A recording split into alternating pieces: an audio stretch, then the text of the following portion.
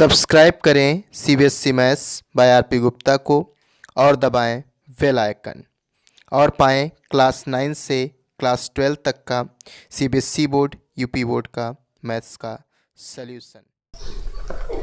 Hello students, welcome back to CBSE Maths by RP Gupta. Students, in this video I am going to teach you theorem 6.8. It is a very important theorem. This theorem stands that in a right triangle the square of the hypotenuse is equal to the sum of the square of the other two sides. इसका मतलब क्या है? ये जो theorem है बेटा, ये Pythagoras theorem है। ये कौन सी थ्योरम है? ये पाइथागोरस थ्योरम है। और आप सभी जानते हैं Pythagoras theorem is a very important theorem, क्योंकि इस थ्योरम का हम लोग ट्रिग्नोमेट्री में भी यूज कर चुके हैं, ठीक है। लेकिन वहाँ पे हमने जो इसका प्रूविंग किया था वो पूरा डिटेल में प्रूविंग नहीं किया था, ठीक है। तो लेकिन यहाँ पे हम क्या करेंगे? डिटेल में प्रूविंग करेंगे। ये कौन सी थ्योरम है? This is the Pythagoras theorem. तो हमारे पास क्या है? In a right triangle the square of the hypotenuse equal to the sum of the square of other two side. Let's see this is a triangle given here. तो हम इसको क्या कर देते हैं? ये हमारा 90 डिग्री एंगल है। हमने क्या किया? इसको ए बोल दिया, इसको हमने बी बोल दिया और इसको हमने क्या बोल दिया? सी बोल दिया। इस तरीके से हमारे पास ये ट्राइंगल है ए बी सी। बात समझ में आ रही है आप लोगों को? ये हमारे पास ABC हो गया। अब हमसे क्या करें? In right triangle the square of the hypotenuse. तो देखिए मेरी बात समझिए, ये जो साइड है, ये साइड क्या है? इसको हम बोलते हैं हाइपोटेनस। ये जो साइड है हमारी, इसको हम लोग क्या बोलते हैं? इसको हम लोग बोलते हैं परपेंडिकुलर, परपेंडिकुलर बोलते हैं। और ये जो साइड है हमारी, इसको हम क्या बोलते हैं? इसको हम बोलते हैं बेस, ठीक है। तो चलिए देखते हैं अपनी थ्योरम कैसे प्रूव होगी।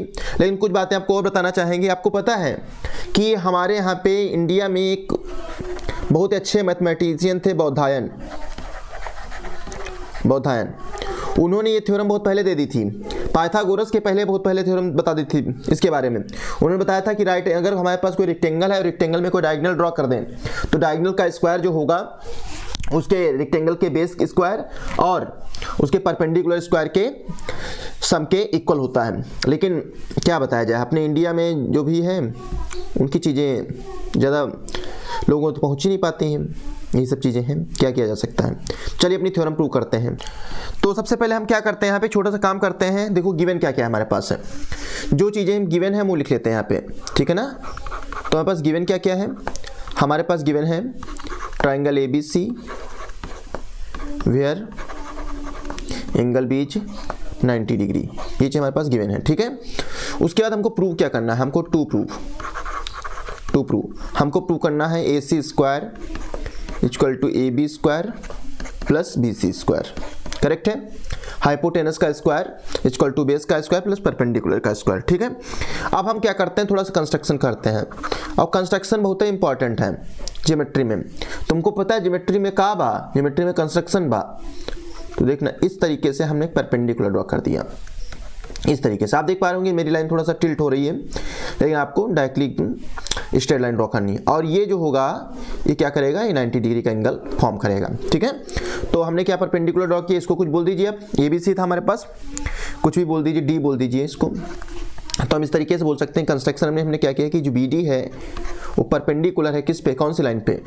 BD is perpendicular to AC। तो अब हम करेंगे अपनी थ्योरम का प्रूफ। अब हम करेंगे प्रूफ अपनी थ्योरम का, ठीक है।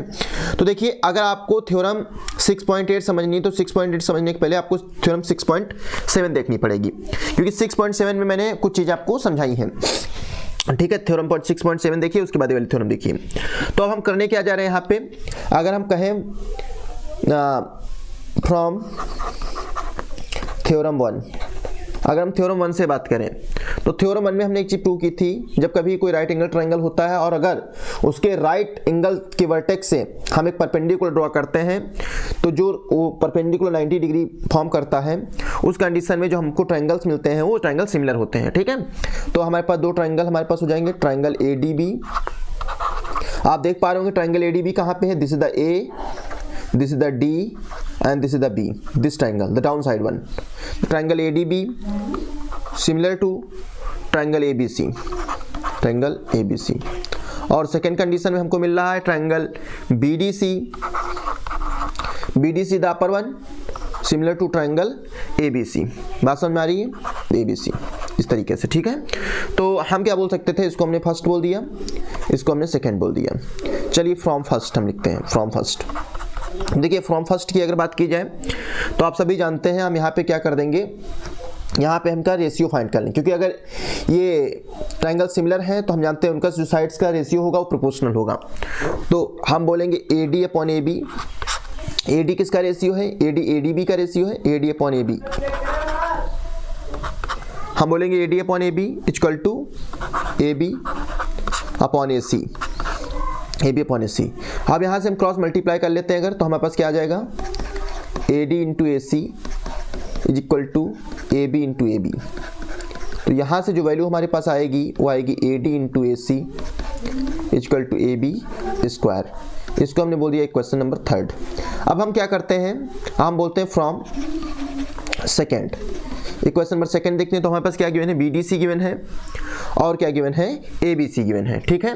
तो इस कंडीशन में हम क्या बोलेंगे? हम लोग बोलेंगे DC अपॉन BC। DC कहाँ पे है? Look at this is the side DC, this side DC। ये हमारे पास क्या गिवन है? DC गिवन है। तो DC अपॉन क्या हो जाएगा? BC, DC upon BC। BC कहाँ पे है? BC the this side.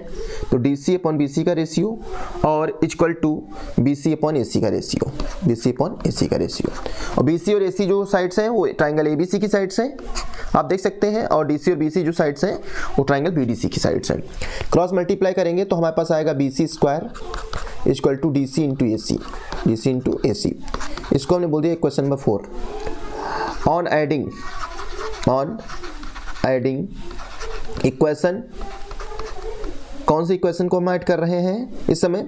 हम इक्वेशन को ऐड कर रहे हैं थर्ड को और फोर्थ को, थर्ड एंड फोर्थ। तो हमको मिलेगा क्या? यहाँ से देखो ध्यान से, हमको मिलेगा AB square plus BC square is equals to AD into AC plus DC into AC। तो यहाँ से AB square plus BC square equal to, आप कॉमन ले सकते हैं AC, तो हमको मिलेगा क्या? AD plus CD। अब आप देखिए AB स्क्वायर और plus BC square as it is, AC as it is. AD plus CD, देखिए AD कहाँ पे मिल रहा है हमको? दिस पार्ट, यहाँ से लेकर के यहाँ तक का जो पार्ट है वो AD है और प्लस ये पार्ट है CD। अगर दोनों को ऐड कर दोगे तो बन जाएगा AC। तो हमारे पास प्रूव हो गया कि AC square equal to AB square plus BC square, hence proved, HP hence proved.